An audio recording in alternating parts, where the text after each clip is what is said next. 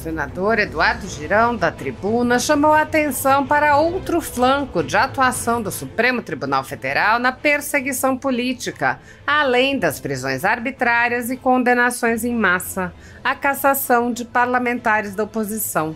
O senador apontou: o Supremo Tribunal Federal não deixa esse país ter paz.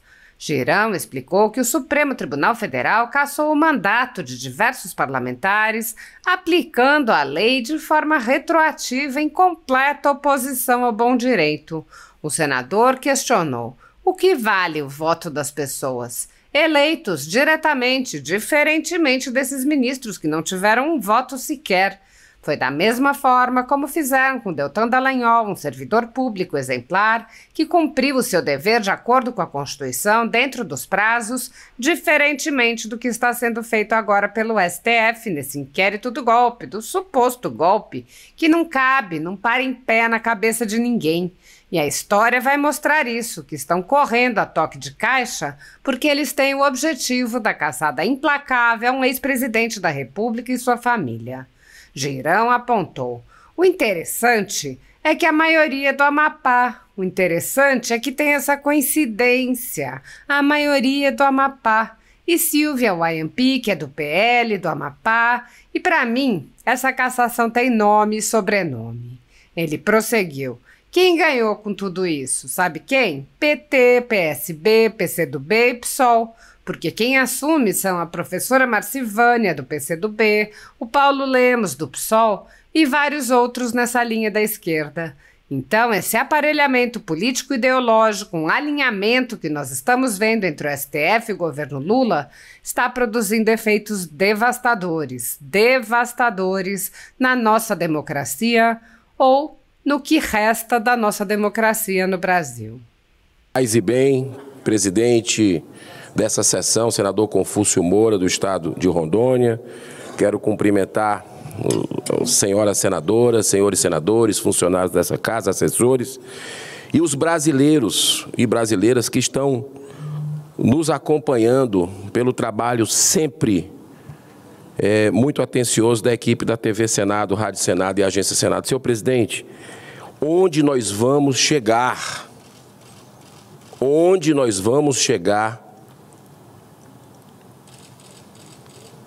no Brasil de hoje, com esse desrespeito sucessivo, diário, à Constituição, à vontade popular? O senhor fez um discurso ontem aqui, muito sereno, pela sua bagagem como governador, como senador, como deputado, falando da necessidade de se pacificar esse país, e trouxe a questão dos assentamentos, a necessidade de regularização fundiária, com muita propriedade. Eu aprendi muito no discurso do senhor ontem aqui. Instantes antes, eu falei ontem sobre a questão da necessidade de reconciliação também, em outra pauta que tem deixado os brasileiros extremamente tensos, preocupados, e por que não dizer indignados, o que nós estamos verificando aqui no Brasil, que é a ditadura franca, aberta, escancarada, chancelada por essa Casa Revisora da República, uma ditadura da toga. E eu trago aqui mais um elemento, é uma coisa tão escandalosa, que nós precisamos jogar luz nessas sombras, para que as pessoas de bom senso, e aí deixa a política de lado. Nós estamos falando aqui, como o senador Confúcio falou ontem da questão fundiária, nós estamos falando aqui, tecnicamente, que não cabe esse discurso político. A anistia humanitária aos presos políticos é algo que verdadeiramente reconcilia o Brasil. Nós já tivemos isso no passado, com assaltante de banco, sequestrador de embaixador. Essa turma que está no poder hoje, eu não vou repetir aqui, mas eles têm esse discurso de ódio, aí sim, de falta de um mínimo de empatia para conceder esse olhar humanitário a pessoas que, diferente deles, usaram armas, sequestraram, fizeram crimes escancarados, diferente de quem estava com Bíblia, com bandeira, com batom. Mas o Supremo Tribunal Federal não deixa esse país ter paz. Senador Espiridião Amin, a decisão do STF que caça deputados retroativamente, algo vedado no nosso ordenamento jurídico, semana passada aconteceu, foi no foco nos deputados e deputadas de direita conservadores. E eu digo que esse julgamento tem nome e tem DNA, tem rosto, que é da deputada Silvia Waiapi, do Amapá, que é uma deputada indígena, só que não pensa de acordo com as falácias, com as narrativas da esquerda, do regime vigente no Brasil. E ela meteu o dedo na ferida quando teve aqui na CPI, muito bem conduzida pelo senador Plínio Valério, do Amazonas, onde ela fez revelações da farsa de ONGs internacionais que vêm com interesses de reserva de mercado, com discurso ambientalista para travar o nosso país. E aí, uma indígena que é conservadora de direita incomoda. E jogaram a tarrafa. O senhor que fala muito em tainha, um defensor das tainhas de Santa Catarina, da cultura. Jogaram a tarrafa e pegaram vários outros deputados para punir a deputada Silvia. E aí, o que deixa muito triste nisso tudo é a mudança da regra do jogo na hora do jogo. Eu quero dizer que a modulação de efeitos e a lei número 9.868 de 1999, a lei das ADIs, exige que decisões judiciais que alteram regras eleitorais sejam moduladas por um quórum qualificado de 2/3 do ministro do STF. No caso das sobras eleitorais, a decisão foi tomada por maioria simples, atenção, não foi por 2/3, foi por maioria simples, foi 6-5, o que gera questionamentos sobre a legalidade da modulação aplicada à eleição de 2022. E o voto da relatora, ministra Carmen Lúcia, relatora do caso no STF, votou contra a aplicação retroativa das regras, argumentando que essa mudança abrupta compromete a estabilidade do processo eleitoral e desrespeita a anualidade prevista na Constituição. Ela foi sensata, a gente tem que reconhecer quando o jurista interpreta o ministro do STF, é fiel, é coerente à Constituição e não faz ativismo. A ministra acertou. E junto com ela, nós tivemos os votos do André Mendonça, que está de parabéns por essa decisão, do próprio Edson Fachin também, Luiz Fux e o presidente Luiz Roberto Barroso. A gente tem que entregar a verdade e reconhecer os acertos. Agora, ministros que, no meu modo de entender, decidiram contra a democracia, pela perseguição e contra a segurança jurídica que ainda resta no Brasil, porque grande parte dela já foi pelo ralo, por essa ditadura da toga do STF. Nós tivemos os votos do ministro Gilmar Mendes, Flávio Dino, Alexandre de Moraes, Cristiano Zanin, Dias Toffoli e Nunes Marques. Olha só, senhor presidente, caçaram, arrancados da Câmara dos Deputados pelo voto popular, o que equivale o voto das pessoas, eleitos diretamente, diferente desses ministros, que não tiveram um voto sequer.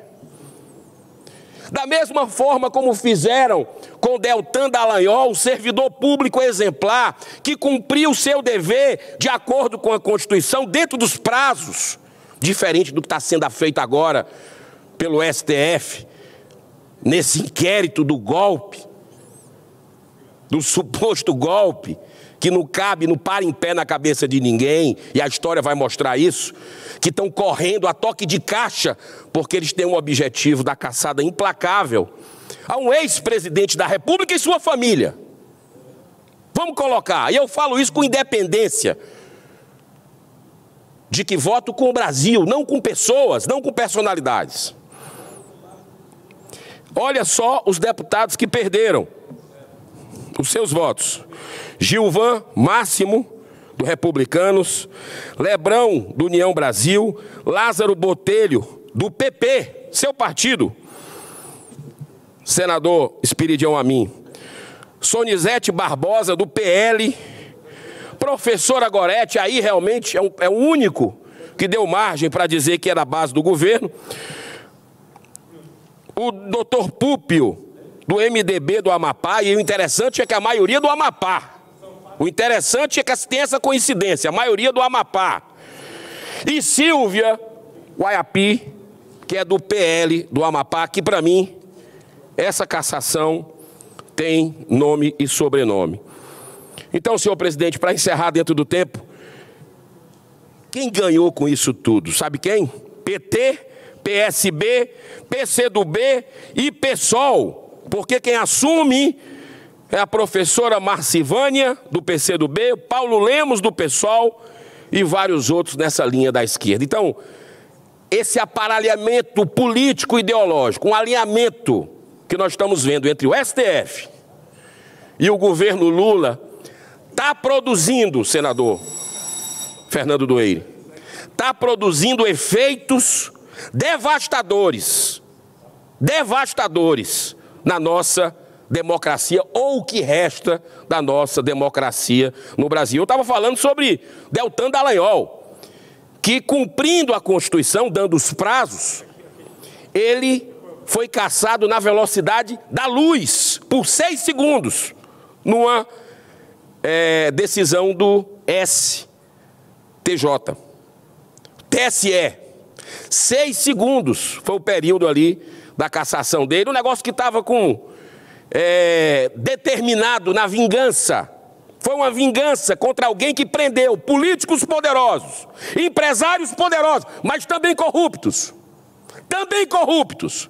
Que Deus abençoe a nossa nação, que tenhamos dias de paz e de justiça. Muito obrigado, senhor presidente. Muito obrigado, senador Girão. A seguir, eu passo a palavra para o senador Espiridião Amin, que se encontra presente.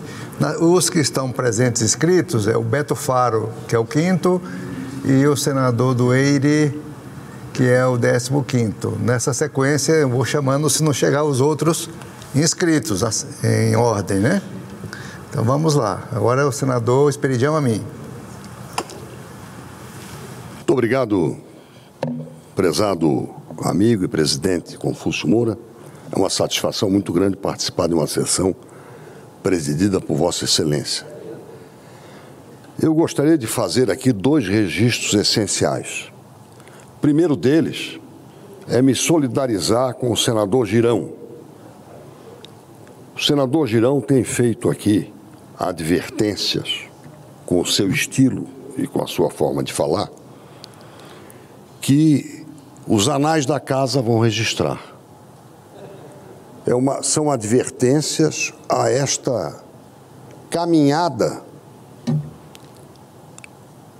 a isto que o Supremo Tribunal Federal tem adotado de maneira, digamos assim, temporal e não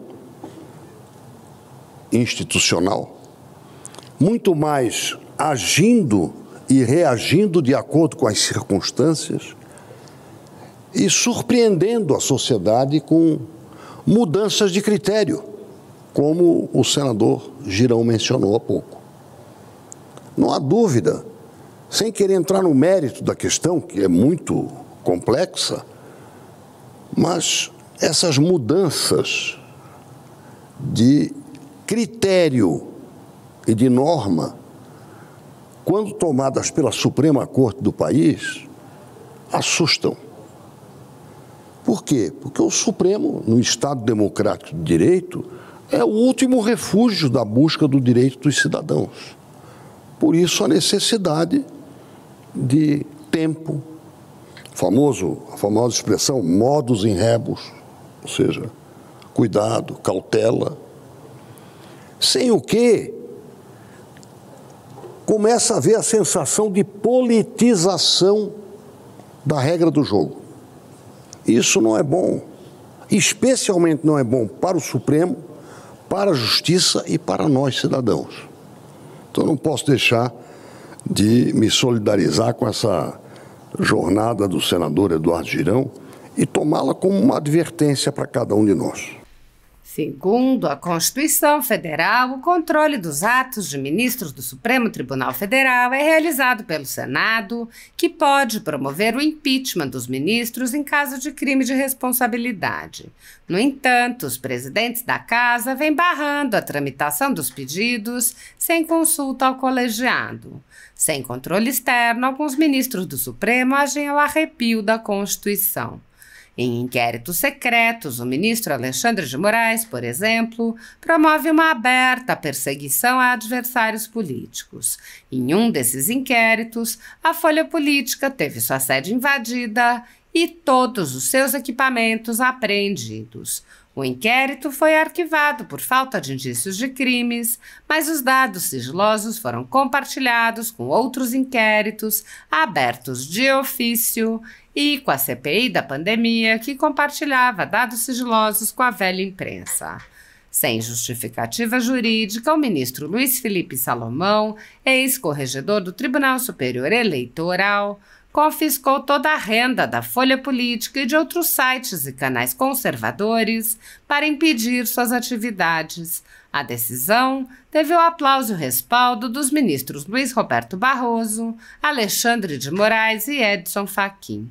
Todos os rendimentos de mais de 20 meses de trabalho de jornais, sites e canais conservadores vêm sendo retidos sem qualquer base legal.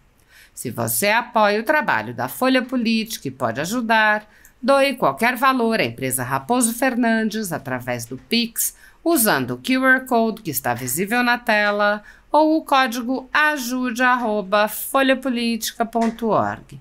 Caso não utilize Pix, há a opção de transferência bancária para a conta da empresa Raposo Fernandes, disponível na descrição deste vídeo e no comentário fixado no topo. Há mais de 10 anos, a Folha Política vem mostrando os fatos da política brasileira e dando voz a pessoas que o cartel midiático quer calar. Pix ajude@folhapolitica.org